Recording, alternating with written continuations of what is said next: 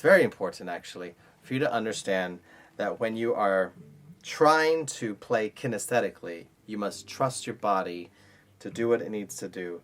So if you're beginning, set up your fingers in this first position, place your bow on the string, tap your fourth, you should be able to see it, tap your third.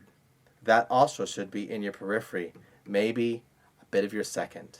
And then draw the bow with an open string.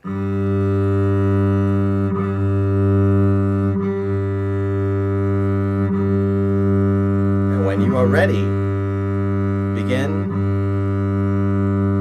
your G major scale. Looking the entire time at your bow, allowing your awareness to be kinesthetic.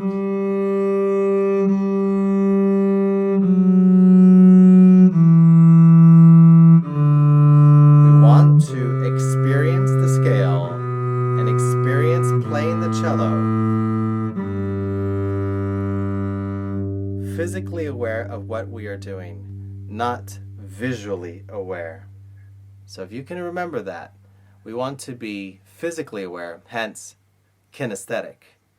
Our awareness must be kinesthetic, not visual. Otherwise, you're turning your head, and this will go by the wayside.